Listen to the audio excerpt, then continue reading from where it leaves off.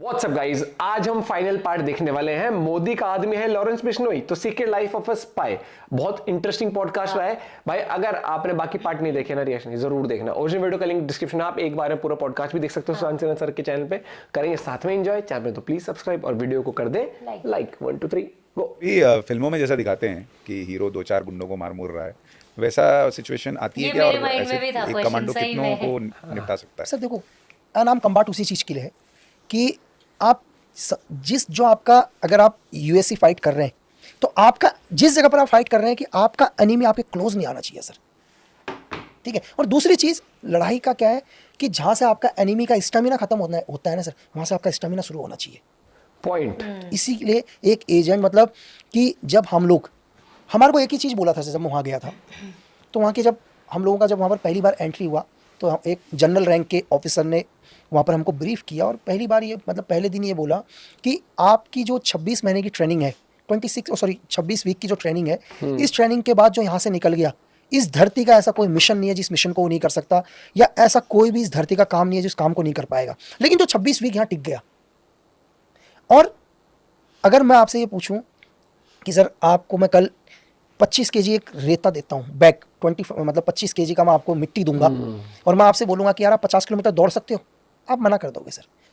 लेकिन एक एजेंट बोलेगा या एक कमांडो बोलेगा मैं दौड़ सकता हूँ।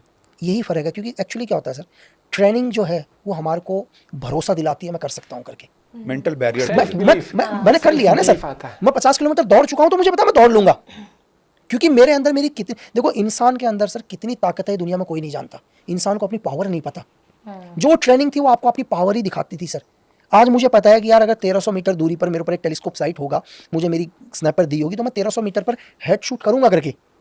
ये मुझे भरोसा है क्योंकि हमने किया है सर, कर चुके हैं। हाँ। तो आपको आपका काम इजी लगेगा। अगर आपको सपोज करो कल किसी का भी इंटरव्यू लेना है सर, कोई भी न्यूज़ कवर करनी है, तो आपके लिए बहुत इजी। मेरे लिए बहुत, यार मैं कैसे करूंगा, कैसे करूँ, मेरे लिए बहुत मुश्किल है वो काम, क्योंकि वो मैंने नहीं सीखा। तो जो मैंने सीखा वो मेरे लिए बहुत ईजी है। चाहे वो दुनिया में आप किसी एनिमी को किल करना बोलो, ठीक है, किसी ऑर्गेनाइजेशन को खत्म करना बोलो, ठीक है, किसी स्पाई को टारगेट करना बोलो, मेरा काम है सर। मेरे काम बहुत ईजी है, और मेरे लिए वो काम बहुत मुश्किल है जो मुझे नहीं आता। स्नाइपर को क्या क्या चैलेंज आते हैं? जैसे आपने कहा 1300 मीटर दूर मारना, मतलब 1 किलोमीटर से भी 300 मीटर आगे कोई है और आप कह रहे हैं सिर में गोली मार सकते हैं। मैं आपको 1300, तो दुनिया का बेस्ट आप शॉट चेक करोगे तो 3500 मीटर का शॉट है कनेडियन स्नाइपर का। उसने 3500 मीटर तक मारा है सर। 3500 मीटर जो वर्ल्ड का जो हाईएस्ट लॉन्गेस्ट आज तक का जो शॉट है वो 3500 मीटर तक का शॉट है। किसी को आप 1300 मीटर अगर दूर मार रहे हैं या 1 किलोमीटर दूर भी गोली मार रहे हैं, तो एक स्नाइपर को क्या क्या ध्यान रखना पड़ता है? देखो सर, एक सोल्जर, एक कमांडो, एक स्नाइपर, डिफरेंट। हर आदमी का एक अलग टारगेट होता है सर। एक सोल्जर का एक अलग टारगेट होगा, एक कमांडो का एक अलग टारगेट होगा, एक स्नाइपर का एक अलग टारगेट होगा। जब तक एक आदमी, एक सोल्जर, एक कमांडोज हैं, उनका एक ही मोटो होता है सर, एक गोली एक दुश्मन। आपने हर जगह देखा होगा एक गोली एक दुश्मन। लेकिन जब एक बंदा स्नाइपर बनता है, उसका मोटो चेंज हो जाता है। उसका मोटो होता है एक गोली एक कमांडर। स्नाइपर कभी नॉर्मल आदमी को मारने के लिए बना ही नहीं है सर। वो बना किसको मारने के लिए है कि आप उस ब्रेन को खत्म कर दो जिस ब्रेन की प्लानिंग है। आप ब्रेन को ही खत्म कर दोगे तो प्लानिंग खत्म ना सर। उसके लिए सबसे बड़ा चैलेंज है कि वो कमांडर को पहचानेगा कैसे सर। अगर सिचुएशन है कि सपोज करो कि 5-6 लोग हैं और मैंने आपको कभी नहीं देखा, चलो आज तो डिजिटल का जमाना है, लेकिन बहुत सारी चीज़ें कभी ऐसी होती हैं कि बहुत सारी चीज़ें रिवील नहीं होती हैं सर। मैं एग्जांपल के लिए बोलूँगा कि दुनिया का सबसे बड़ा आर्म डीलर अगर आप काली को देखो, ठीक है, चाइना का एक सबसे बड़ा वर्ल्ड का जो न्यूक्लियर डील भी करता है, दुनिया के पास की कोई पिक ही नहीं है। एक ही पिक है जो क्या कहते हैं, ये FBI के पास थी, वही बहुत पुरानी, उसके बाद कितना चेंज हो चुका होगा नहीं पता। लेकिन आज कार्ली और 10 लोगों के साथ आ रहा हो, एक स्नाइपर कार्ली को पहचानेगा कैसे सर? ये उसके लिए सबसे बड़ा चैलेंज है कि वो अपने कमांडर को भीड़ में कैसे पहचानेगा, पहली चीज़। दूसरा उसके लिए सबसे बड़ी चैलेंज है सर कि एक स्नाइपर दुश्मन के इलाके पर जाकर अपने एनिमी का वेट करना और अपने एनिमी को अपने रेंज पर अपने रेंज तक आने देना। Patience sir.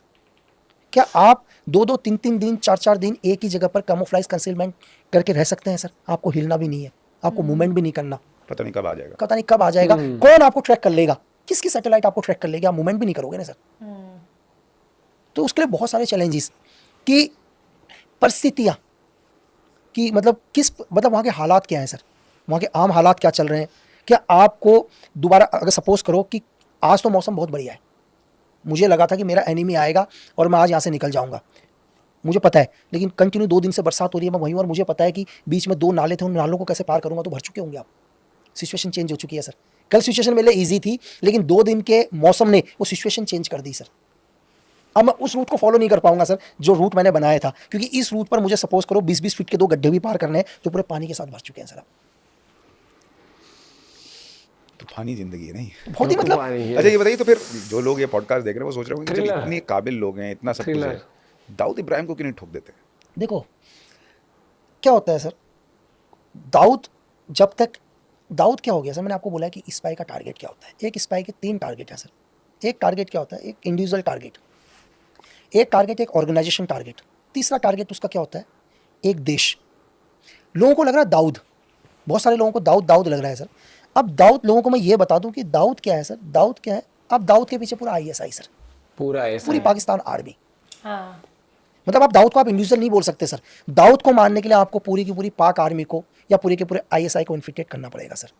अब लोग कहेंगे यार कि दाऊद को क्यों सपोर्ट कर रहा है, मतलब क्यों पाकिस्तान दाऊद को सपोर्ट कर रहा है करके, या क्यों क्यों ना ISI करे? दाऊद को सपोर्ट करती है। उसको तो तो मैं ये भी पालना है। कहूंगा कि अगर दाऊद मर भी जाएगा तो 10 साल तक लोगों को पता ही नहीं चलेगा दाऊद मर चुका है करके। दाऊद 10 साल के बाद भी जिंदा रहेगा, फिर लोगों को पता चलेगा कि दाऊद तो 15 साल पहले मर चुका था करके। क्योंकि दाऊद क्या है सर, इस दुनिया में जो भी इलीगल काम चल रहा है एशिया के अंदर, चाहे वो जाली करेंसी हो, चाहे वो पैसा वसूली का काम हो, चाहे क्रिकेट की बैटिंग हो, ठीक है, चाहे ह्यूमन ट्रैफिकिंग हो, दुनिया का कोई भी मतलब एशिया में जो भी इलीगल काम चल रहा है उसका टोटल फंडिंग दाऊद को जा रही है सर, और टोटल फंडिंग पाकिस्तान की ISI को जा रही है। हाँ। तो एक ऐसा ब्रांड उन्होंने जिंदा कर रखा है जो दुनिया का पूरा पैसा उसको ला के दे रहा है सर। नाम बना दिया ना वो ट्रेडमार्क वो मर गया भी तो उसका पता मर नहीं गया लगने तो भी पता नहीं चलेगा सर। ताकि उसका चेहरा या फोटो दिखा के जो है आप सर अगर दाऊद को सपोज करो, कल दाऊद मर गया, एग्जांपल ले, चलो बीमारी से ही मर गया, कल बीमार है और मर गया, आदमी तो मरेगा। अगर धरती में पैदा हुआ है तो वो आदमी मरेगा सर। अगर वो मर गया और दुनिया को ये पता चला दाऊद मर गया, तो लोग क्या करेंगे, पैसा देना, अरे बॉस तो मर ही गया ना, क्यों दे भाई, डेली का कलेक्शन देना पड़ रहा था, मालिक मैं बन गया करके। तो वो कभी ISI या पाकिस्तान उसको कभी ब्रेक नहीं होने देगा इस चीज को, उसको मरने के बाद भी जिंदा रखेगा सर। मुझे बताइए बीच में लगता है इतना खबर कि ये हॉस्पिटल में तो पड़ गया। कंट्री इंडिविजुअल्स ये तो चैलेंजेस है ही। आज की इस मॉडर्न दुनिया में एक एजेंट के लिए और एक देश के लिए सबसे बड़ा चैलेंज क्या बनता जा रहा है, या भारत के लिए आज की डेट में सबसे बड़ा चैलेंज आपको क्या दिखता है? सर मैं पहले एक एजेंट के पॉइंट ऑफ व्यू से बोलता हूँ, फिर अगर मेरे लिए आज के सबसे टाइम में बड़ा जो चैलेंज है, challenge। देखो कि जैसे जैसे टेक्नोलॉजी बढ़ रही है सर, जैसे हम लोग एडवांस होते जा रहे हैं, एक स्पाई के लिए थोड़ी सी दिक्कतें होती हैं इन्फॉर्मेशन करने के अंदर, ठीक है। पहले क्या था सर, ना आपकी डिजिटल दुनिया थी, ना कोई चीज़ें थी, ना आपके रेटिना स्कैन थे। अभी मैं चाइना में जाऊँगा तो ऑलरेडी चाइना के अंदर एंटर होती है, वो रेटिना से वैसे ही बता देंगे ये आदमी चाइनीज़ नहीं है करके, तो मेरे ऊपर सर्वेलेंस करना उनके लिए बहुत ईजी है, ठीक है। सर्वेलेंस थोड़ा सा दिक्कत पड़ गया है फिजिकली। अब हम लोग डायरेक्ट काम नहीं करूँ, अगर मैं एज ए स्पाई हूँ तो मैं डायरेक्ट तरीके से काम नहीं करूँगा, मैं इनडायरेक्ट तरीके से काम करूँगा। लेकिन अगर आप 15 साल पहले या 10 साल पहले मुझसे पूछे तो मैं डायरेक्ट भी काम कर लेता था, ठीक है। जैसे मैंने आपको बताया कि मैं नेपाल के अंदर एंटर भी हुआ, ठीक है। अभी नेपाल के अंदर भी चाइनीज़ MSS का बहुत ज़्यादा इंटरफेयर है इस टाइम, तो उन लोगों को पहले ही पता चल जाएगा आदमी को टारगेट करना, तो छुपाओ बहुत मुश्किल है। पहले क्या था, आज के टाइम क्या, अगर मैं किसी भी कंट्री के अंदर अपने एनिमी को हिट करके जाता हूँ तो शायद अगर मैं 2 किलोमीटर भी अगर जाऊँगा तो 2 किलोमीटर भी मैं कम से कम मैं मानता हूँ कि 1000 कैमरों के अंदर मैं आ चुका हूँ सर। इसमें दिक्कत क्या होती है कि एक स्पाई को 2 चीज़ें बहुत ध्यान रखनी पड़ती है सर, अपने एनिमी को भी खत्म करना Digitalization और अपने आ गई ना। डिप्लोमेट रिलेशन को भी खराब नहीं होने देना सर। Diplomat relation. मुझे अपने एनिमी को भी मारना है सही बात। है ना, लेकिन मुझे ऐसा कोई काम नहीं करना कि हमारे डिप्लोमेट रिलेशन हमारे देश के खराब हो जाए उसके साथ। क्योंकि सामने वाला तो ये कहेगा ना कि भाई भले वो आपके लिए दुश्मन है, लेकिन उनका तो पर है ना सर, वहाँ का जो नेता नाता है बिल्कुल वहाँ का तो उसकी तो नागरिक। फजीयत हो जाएगी कि यार ये तो घुस के ठोक के चले जाते हैं, तुम क्या नेता हो फिर। बिल्कुल, ये तो उसकी हमारे कुर्सी देश चली जाएगी। वो तो हमारे देश के अंदर आके मार के चले गए करके, ठीक है। क्यों आज कनाडा के अंदर चीजें चल रही हैं यार, वो बोल रहे हैं यार हम क्या सेफ है करके, हिंदुस्तान तो यहीं आके मार के चला जा रहा है करके, है ना, तो कहाँ सेफ रह गए हम। तो एक स्पाई के लिए थोड़े से वो है, मतलब मेरे लिए थोड़ा सा दिक्कत है, लेकिन ये भी चीज़ें हम इसके साथ भी एडवांस हो रहे हैं, जो चीज़ें मैं डिस्क्लोज नहीं करूंगा कि हम आगे क्या कर रहे हैं करके। लेकिन और एक गवर्नमेंट के लिए भी सर, देखो गवर्नमेंट क्या है, पहले अगर आज का यूथ या हमारी देश की जनता सबसे पहले यार ये सोचे कि वो ना है चीज़ों को करने में, हमारे जो लीडर हैं वो तभी डिसीजन ले पाएंगे जब आप उनके साथ हैं सर, पूरे के पूरे। पॉइंट। अगर आप अपने लीडर्स के साथ 100% साथ में हैं तो आपका लीडर आपके देश को दुनिया का सबसे पावरफुल देश बना देगा सर। बट आप अपने लीडर के ऊपर भरोसा करो, करते नहीं ना आज भी बहुत ऐसे देखो बैठा। कई बार लोग मुझसे पूछते हैं कि यार कि भाई हमारे देश के लीडर्स ने ये कर देना चाहिए। भाई ऐसा नहीं है, हाथ में कुछ एक लोग हैं, उन्हीं के मतलब जो हम लोग बोलते हैं कि हम 100% हमारे पास पावर नहीं है। आप ही ने सपोज करो एक पार्टी बनाई है, उस पार्टी में आपको 100% आपके साथ नहीं है लोग, मुझे दूसरे लोगों की जरूरत पड़ी अपनी गवर्नमेंट बनाने के लिए, हाँ आपकी बार पड़ी ना जरूरत, तो 100% डिसीजन वहां भी नहीं ले पाता है सर, चाह कर भी एक आदमी ये जो ये अच्छा चीज़- करना भी चाहता है तो उस अच्छे करने पर भी प्रॉब्लम्स आती हैं। तो ये, और आप जो कह रहे हैं टेक्नोलॉजी जो है वो एसेट भी है और वही खतरा भी है। खतरा भी है सर, बिल्कुल। आज के टाइम में मेरे ये लिए तो मैं देखो, खुद अगर आज के टाइम में बोलती मेरे लिए जो हूँ कब से। प्रॉब्लम्स बन रही हैं और भी ज्यादा, वो टेररिज्म बहुत इजी तरीके से फंड लेके आ रहा है सर यहाँ पर। अगर आज आप मुझे बोलो कि यार तुझे किसी भी देश के अंदर पैसा पहुंचाना है, मैं बहुत इजी तरीके से पैसा कितना पहुंचा easy दूंगा। है, हाँ। आज आप मुझे बोलो कि इंडिया के अंदर 100 करोड़ 200 करोड़ 300 करोड़ लेके आना है दुनिया के किसी भी देश से, मैं बहुत इजी तरीके से लेके आ जाऊंगा, क्योंकि जितना जितना हम लोग डिजिटल के ऊपर जा रहे हैं, यूएसडीटी के ऊपर जा रहे हैं, वो Easy जितना अच्छा है होता उतना जा हार्मफुल रहा भी है अगर हम उसको गलत तरीके से करते हैं तो। एक क्रिप्टो करेंसी भी है। क्रिप्टो करेंसी फॉर एग्जांपल अभी दुबई से एक बंदा आया, ठीक है, वो $1 लाख लेके आ गया अपने ट्रस्ट वॉलेट पर आया, ठीक है, उसको पता है कि इंडिया में मुझे फंड की जरूरत है और मैं गलत लोगों को फंड करूंगा करके, ठीक है, इंडिया के अंदर क्या कहते हैं एक इंसर्जेंट पैदा करने के लिए, लेकिन हिंदुस्तान के अंदर तो वो डायरेक्ट पैसा नहीं ला पाएगा ना, वो बैंक ट्रांजेक्शन कर पाएगा, ठीक है, अगर वो बैंक के अंदर कोई भी मूवमेंट करता है तो बैंक पर हमारी नजर है कोई भी ट्रांजेक्शन के ऊपर, वो एक अपने वॉलेट के अंदर $1 लाख, $2 लाख या $3 लाख लेके आता है, और हमारे देश के कुछ एक लोग अपने चंद फायदे के लिए वो देखते हैं यार मार्केट के अंदर एक यूएसडीटी आज सपोज करो 89 के भाव से चल रही है, ठीक है, इंटरनेशनल मार्केट में, और मेरा जैसा एक आदमी आता है बोलता है मेरे को 80 के भाव से दे दे, यार मैं बोलता हूँ मेरे तो 9 लाख रुपए बच रहे हैं सीधे के सीधे, है ना, मुझे मतलब अगर मैं इसको 80 लाख रुपए देता हूँ तो मेरे तो 9 लाख, लेकिन उसको ये नहीं पता यार कि तू 9 लाख के चक्कर में तो कितना बड़ा टेररिज्म फैला रहा है करके इस देश में। बम फटेगा तो तू भी ये निपट तू भी निपटेगा ना भाई, क्योंकि बॉम्ब नहीं बताएगा तेरा भाई तेरी बहन तेरी माँ है करके, ये तो है ही। इन लोगों का कोई धर्म नहीं है। लेकिन जी ये भी बताइए कि एक चीज़ जो बहुत सारे लोग अप्रिशिएट नहीं करते या रिकॉग्नाइज नहीं करते कि नरेंद्र मोदी के बीते 10 साल में इस देश में अगर आप कश्मीर के बॉर्डर के इलाकों को छोड़ दें तो जो आए दिन धमाके होते थे, टेररिज्म की घटनाएं होती थी, वो रुक गई हैं। कभी दिल्ली में बम फटता था, कभी ट्रेन में बम फटता था, कभी मुंबई, हैदराबाद में होता था, दिल्ली कहीं कहीं देख होता लेना, हर था। दूसरे ये जो एक नेटवर्क था जो काम कर रहा था, जो स्लीपर सेल्स काम कर रहे थे, ये मोदी सरकार ने इसको कैसे ख़त्म किया होगा या क्या हुआ है, कैसे हुआ है कि ये टेररिज्म की घटनाएं देश में रुक गई? सर अगर आप ब्लास्ट की बात करें तो मुझे नहीं लगता कि हिंदुस्तान का कोई भी ऐसा स्टेट था जिस स्टेट में ब्लास्ट नहीं हुआ, सिक्किम को छोड़कर। हाँ, इंडिया का कोई भी आदमी अगर किसी को बोलता है तो मैं बॉम्ब की पूरी रिपोर्ट है सर, है ना, वो मुझसे ले ले कभी भी। लेकिन सबसे पहले जो गवर्नमेंट ने काम किया, इस गवर्नमेंट ने क्या किया, पूरी टेरर फंडिंग को खत्म कर दिया अपनी करेंसी को चेंज करके सर। करेंसी चेंज कर, जो वो डिमोनेटाइजेशन जो किया आप था ना, हम लोगों ने जो करेंसी में बदलाव किया, नोटबंदी हमने जो करी थी सर, उसमें क्या हुआ कि बहुत सारी टेरर फंडिंग हिंदुस्तान के अंदर थी, ठीक है, दुनिया का कोई भी टेररिज्म तब तक नहीं आएगा सर, तब तक फंड नहीं होगा। दुनिया का कोई भी टेररिज्म, कोई भी आतंकवाद का जो सबसे मेन इंपॉर्टेंट चीज है सर, आपको जिहाद करना है, कुछ भी करना है, अरे आपको पत्थर वालों को भी पैसे देने हैं ना सर, फ्री में तो कोई पत्थर नहीं मारेगा। अगर किसी के शरीर में बॉम्ब बांध के लाने हैं तो उसके घर वालों को भी आप 2-4 लाख रुपए दे रहे हैं ना, तो पैसे को इस गवर्नमेंट ने क्या किया, जो नोटबंदी करी, जो भी टेरर फंडिंग था वो टेरर फंडिंग ही खत्म हो गया सर। हमारी जो जितनी भी एजेंसीज है गवर्नमेंट ने फुल पावर दी सर, ठीक है, कि एक्शन करो करके, ऑल आउट ऑपरेशन निकाले ना सर, आज भी चल रहे हैं बोला ना, ना, घुस के मारो, एक एक को मारो करके, फुल पावर, जिसका भी नेटवर्क निकल रहा है उसको खत्म करो। दूसरा, इस गवर्नमेंट ने बोला कि हिंदुस्तान छोड़ दो, दुनिया के किसी भी कोने से कोई आदमी अगर हमारे देश के लिए प्लानिंग कर रहा है ना, जाके उसको खत्म करो करके, वो दुनिया के किसी भी कोने में हो उसको खत्म करो, एलिमिनेट करो वहां पर जाकर। ये भी इसी गवर्नमेंट ने किया सर। आज देश के अंदर आप ये चीज छोड़ दीजिए, अब देश में मेरे को आप सर जेएन के वो चीज अलग है, वो बॉर्डर वो मुद्दा चल रहा है पाकिस्तान का, ठीक है, वो कंटिन्यू चलता रहेगा, वो 100 साल तक भी चल रहा है सर। 370 हटा दिया, आप मेरे को ये बता दो सर, कभी किसी ने सोचा था? लेकिन जो ये चर्चा है कि अलग अलग जगहों पर भारत के जो दुश्मन है उनको खत्म कर रहे हैं बिल्कुल। लोग, तो मुझे तो ये नहीं समझ आता इसमें दिक्कत सर क्या है? दिक्कत किसको हो रही है? दुनिया भर की जो एजेंसीज हैं वो मारती हैं। नहीं सर, उनको ये- अमेरिका ने लादेन को घुस के मारा ना सर, तब तो किसी ने नहीं किसी बोला। ने कुछ नहीं बोला सर।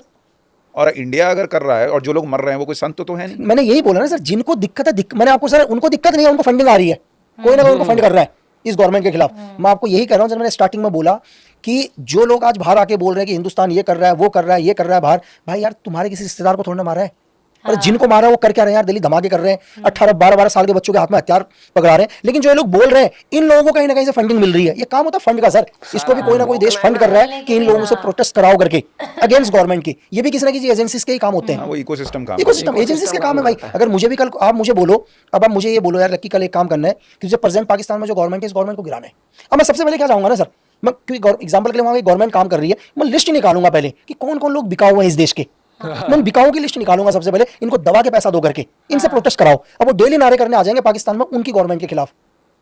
ये बिजनेस ये एजेंसीज करती हैं, और हमारे आम लोगों को लगता है कि यार ये हमारे मतलब ये लोग लोगों में धरना दे रहे हैं चीजें। मैंने आपको बोला सर, ये बिना फायदे के अपने कमरे से भी बाहर नहीं आएंगे। नहीं, अच्छी बात यह है कि अब बहुत सारे लोगों को ये समझ में आ रहा है बिल्कुल समझ कि में आ ऐसा रहा है। हो रहा है। और इस पॉडकास्ट के जरिए बहुत लोगों को समझ में आएगा कि कितने अनसंग हीरोज होते हैं जो इतना सब कुछ जानते हुए भी कि सिस्टम कितना करप्ट है और कितने करप्ट लोग हैं, वो देश के लिए अपनी जान न्यौछावर करने के लिए तैयार हैं, इतना रिस्क लेते हैं, और ये जानते हुए भी कि कभी उनकी हो सकता है। आप तो पॉडकास्ट में आ गए, बिल्कुल कितने लोग तो हैं जिनको लोग जानते नहीं, कितने जानते लक्की भी विस्ट को लोग नहीं, जानते ही हाँ। नहीं है। आपके अगल बगल हो सकते हैं आप उनको ना जानते हो, 100%। उनके परिवार वाले भी नहीं जानते कि वो इस तरह से एक स्पाई की भूमिका निभा रहे हैं या इतना खतरा ले रहे हैं। तो ये अपने आप में बहुत ज़बरदस्त चीज़ है। बहुत बहुत अच्छा लगा लकी भाई आपसे बात करके। लेकिन आप जाते जाते बिल्कुल आप अगर देश के लोगों को कुछ कहना चाहें, जो आपको एक नागरिक के साथ साथ एक वो व्यक्ति जो देश के लिए इतना कुछ कर रहा है या किया है या जानता है कि क्या कुछ पर्दे के पीछे होता है, आप लोगों से क्या कहना चाहते हैं? सर मैं लोगों के मतलब जो भी हमारे मतलब जो भी आपका पॉडकास्ट देखेंगे या जो देख रहे हैं, मैं इनको ये कहना चाहता हूँ यार कि हमारे लिए सर देश धर्म से बड़ा धर्म नहीं है पहले कोई भी। हम चाहते हैं यार कि हम हर आदमी, आप में से कोई भी होगा, हम चाहते हैं यार हमारा घर बहुत अच्छा हो भाई।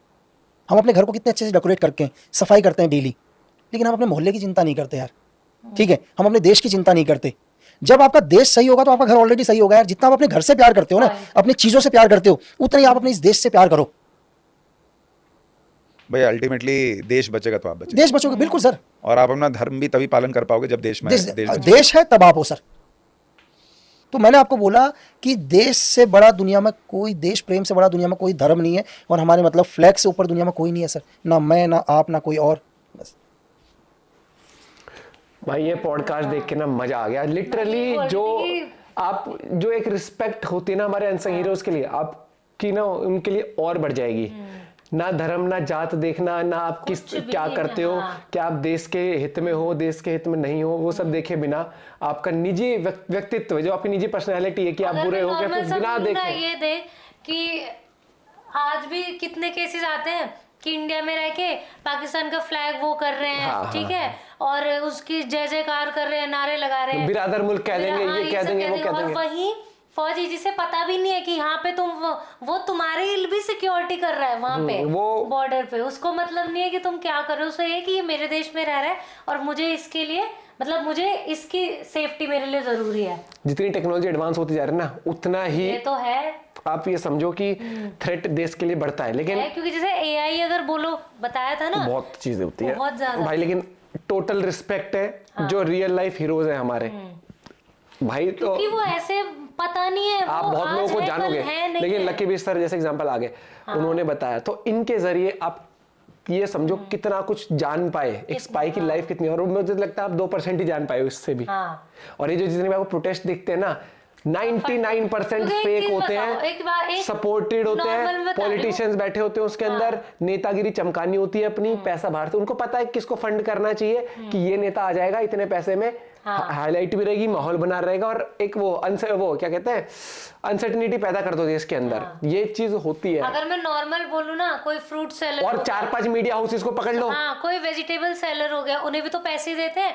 एक बात बता, अगर मैं कहने लगूं कि तुझे मैं इतने दूंगी, छोड़ ये वीडियो वहां चला जा, वही चीज वहां पर फिर वो बात आती है। अगर मुझे कोई बोल दे कि भाई यहाँ पे वैसे कुछ याद है आपको अभी कितने हाल ही में कितने प्रोटेस्ट हुए थे, उसमें भी जब पूछा गया, एग्जांपल देखो मैं बताता हूँ, जब फार्मर प्रोटेस्ट हुआ था, मैं फार्मर प्रोटेस्ट के ऊपर बात नहीं कर रहा, मैं सिर्फ इतना बता रहा हूँ, उसमें ऐसे बच्चे देखने को मिल गए थे जो बैठे हुए वहां पर हजारों की तादाद में, पूछा कि एमएसपी का फुल फॉर्म बता दो, नहीं पता, ये किस लिए, ये जी इसलिए प्रोटेस्ट हो रहा है कि जो पराली जलाई जाती है उसको रोकने के लिए, लिटरली कुछ पता नहीं था। आप जो देखोगे ना, उनमें से बहुत सारे लोग, मतलब जो बैठे होंगे जेन्युइन लोग भी होंगे, लेकिन भीड़ कैसे इकट्ठी करी जाती है, और एक इतना बड़ा प्रोटेस्ट एग्जांपल, उसको इतना बड़ा कैसे दिखाया जाए, क्योंकि एंड ऑफ द डे भीड़ जितनी ज्यादा दिखेगी ना, चाहे वो नेता की रैली हो वोट मांगने के लिए, चाहे कुछ हो, वो एक हवा लहर नहीं कहते दिखाने के लिए, वो वाली बात आ जाती है। लेकिन मैं यही कहूंगा कि समझदार इंसान सब कुछ जानता है। समझदार लोग ये भी जानते हैं कि जो फार्म लॉज जो मोदी जी को वापस लेने पड़े थे, वो देश हित में थे, फार्मर हित में थे, समझ नहीं पाए, बिचौलिए अपनी मार्केटिंग कर गए, बिचौलिए दोगलापन फैला गए। ये चीज होती है, जो देश के लिए वाकई में कुछ करना चाहता है वहां पर अड़ंगियां पैदा करते हैं। जो इतनी सरकारें आई जिन्होंने भट्टा बिठाया देश का, जिन्होंने देश के अंदर चीजें बननी नहीं दी, जो कि हम बना के बाहर बेच सकते थे, जो कि यहाँ के लोगों को रोजगार मिल सकता था, उस पैसे से बनता यहाँ पर। लेकिन उस पैसे से जितने कम में यहाँ चीजें बनती है ना, उस पैसे से बाहर चीजें बनी हुई उनको लाया गया, उनकी तिजोरी भरी गई, हमारे देश का भला नहीं हुआ। इसलिए जब इंडिया में रोजगार आएगा ना, आज दुनिया कहते हैं आईफोन बाहर की कंपनी है, लेकिन आज इंडिया में असेंबलिंग हो रही है ना, तो यहाँ के लोगों को वहां पर कंपनियों में काम मिल रहा है। इंडिया के अंदर जो असेंबलिंग हो रही है, जो बड़ी बड़ी कंपनियों को, जो मोदी जी कह रहे हैं ना टेस्ला आना चाहती है ना, या तो टैक्स भर बढ़िया वाला, अगर नहीं तो इंडियन मार्केट में आना है ना, तो यहाँ पर बना, ज्यादा टैक्स भरोगे तो भी देश का फायदा है, कम भरना है तो यहाँ पर मैन्युफैक्चरिंग करो, यहाँ मैन्युफैक्चरिंग करोगे तो भी देश का फायदा है, लोगों का फायदा है। चीजें होती है समझने वाली, इसलिए कहा जाता है एजुकेशन इंपॉर्टेंट। एजुकेशन इंपॉर्टेंट का मतलब ये नहीं होता कि एबीसीडी सीख ली, मैथ सीख ली, जियोपॉलिटिक्स भी आप समझते हो। वो चीज है, क्योंकि ये खाली मैं इनसे इन्हीं के लिए नहीं, लकी बीस जो है, हमने इतने सारे वो इंटरव्यू देखे और भी फौजियों के, कि हमें बहुत फ्री हैंड मिला है। यस, एंड मैं थैंकफुल उस सांसेना सर का कि वो लकी बीस सर को लेके आए और इतना बढ़िया पॉडकास्ट। आप अपना पॉइंट भी शेयर कर सकते हो। Bye bye, take care.